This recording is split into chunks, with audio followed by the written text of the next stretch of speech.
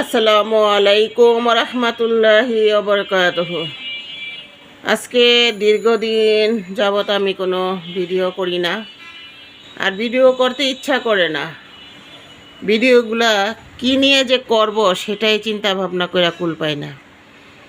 কোরআন থেকে রিচার্জ করে কথা বলি, সেগুলো মানুষ শুনতে চায় না।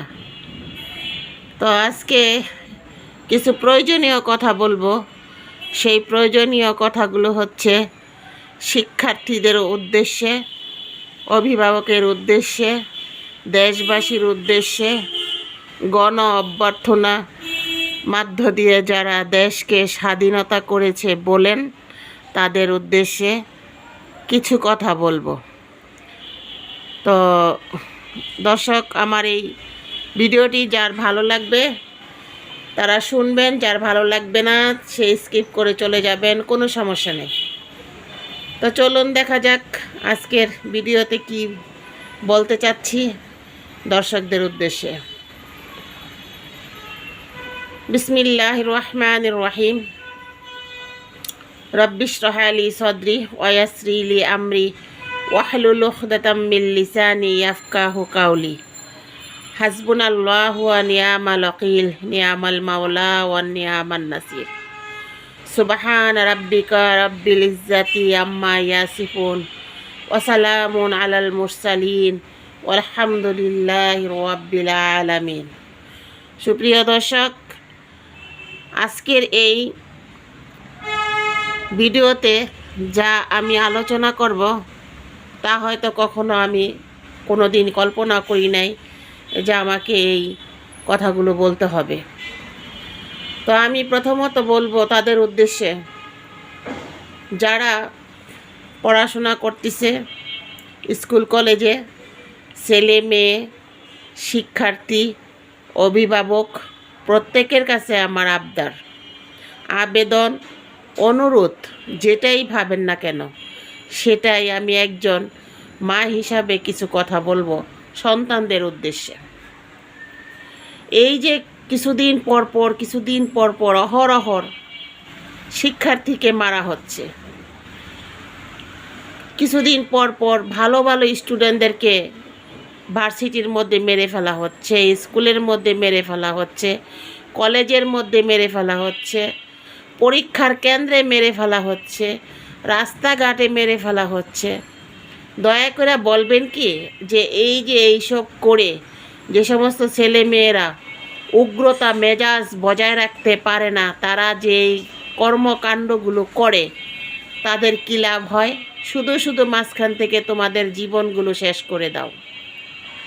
আমি অভিভাবকদের উদ্দেশ্যে বলবো, অভিভাবকরা যথেষ্ট চেষ্টা করে ছেলে মেয়েকে মানুষ করার জন্য, কিন্তু যখন তারা রাস্তাঘাটে নামে লোকদের সাথে মিশে, খারাপ লোকদের সাথে মিশে, বাবা মার বোঝার উপায় নাই তার সন্তান কার সাথে মিশতেছে। মানুষের প্ররোচনা পড়ে খুন খারাপি করে, মানুষের প্ররোচনা করে মেয়েদেরকে বেজ্জুতি করে, শ্লীলতাহানি করে। এই যে এইচএসসি পরীক্ষার্থীর মেয়েটাকে যেইভাবে ধর্ষণ করা হলো, ছোট্ট একটা বাচ্চাকে যেইভাবে ধর্ষণ করা হলো, যেইভাবে প্রাইমেশিয়া ইউনিভার্সিটির ছেলেটাকে মারা হলো, যেইভাবে আব্রাহার ফাহাদকে বুয়েটের মধ্যে মারা হলো, এদের বিচারগুলো হচ্ছে না।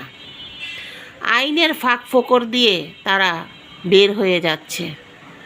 আচ্ছা, আপনারা বলেন তো কেন আইনের ফাঁক ফোকর দিয়ে বের হয়ে যাবে? এত সাক্ষী প্রমাণ থাকার পরও এদেরকে কেন আইনের আওতায় নিতে হবে? এদেরকে সামনে রেখে সরাসরি দর্শকের মাঝখানে রেখে ওই ভিক্টোরিয়া পার্কে দাঁড় করায় এদেরকে বিচার করানো উচিত।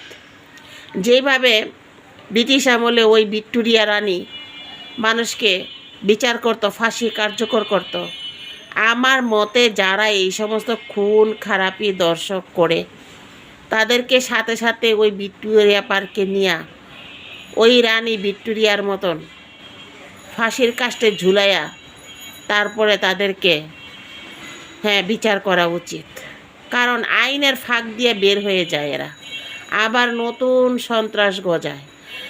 একভাবে এক নামে গজায়া তারা জেলখানায় যায়, জেলখানার থেকে বের হওয়ার পরে অন্য আর একটা নামে পরিচিত হয়।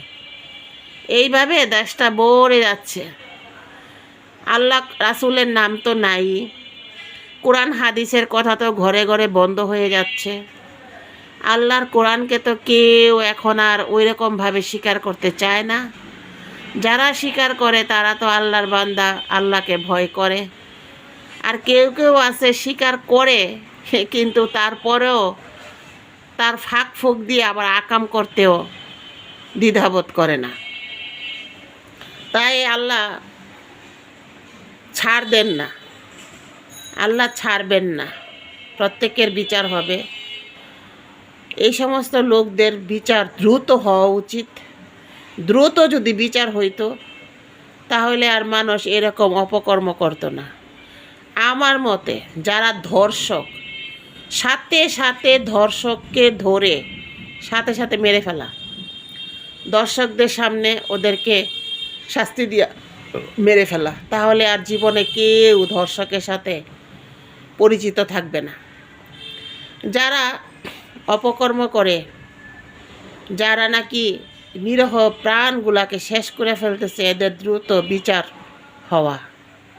তারপরে প্রাইমেশিয়ার যে ছেলেটাকে মারা হলো 2টা মেয়ের কারণে, হাসির কারণে, আমি একটা কথা বলবো, আমার ঘরেও কিন্তু মেয়ে আছে। মেয়েরা কথা শুনতে চায় না, মেয়েরা গায়ে ওড়না নিতে চায় না, জিন্সের প্যান্ট শার্ট পরে, গেঞ্জি পরে, তারা ওড়না পরতে চায় না। তাদের জামার উপর দিয়ে ব্রাটা দেখা যায়, তাদের সমস্ত কাপড়গুলো দেখা যায়। জিজ্ঞেস করলে বলে এটা মডেল, এটা ফ্যাশন। আপনার কি, আপনার কি? তো ওই ধরনের মেয়েদেরকে দেখা যদি কোনো ছেলে হাসে, তাহলে তো মেয়েদের বিচার হওয়া উচিত। তাহলে বলা দরকার যে ওই ছেলেটা হাসছে, ওই ছেলেটার হাসার কি দোষ ছিল? তুমি যদি এইভাবে চলতে পারো তাহলে ছেলেরা তো হাসবেই। চিনি থাকলে তো পিঁপড়া আসবে, এটাই স্বাভাবিক। তো তোমরা চিনি গুইলা রাখবা আর পিঁপড়া আসবে না, এমনটা তো হইতে পারে না। এমন কথা তো আল্লাহ রাসূল বলেন নাই। হ্যাঁ, তোমরা অসভ্য মেয়েরা অসভ্যর মতো চলাফেরা করো, অসভ্য ছেলেরা অসভ্যর মতো চলাফেরা করো।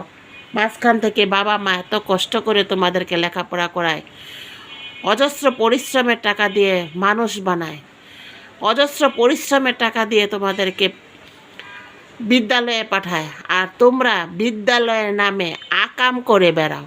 লাস্টে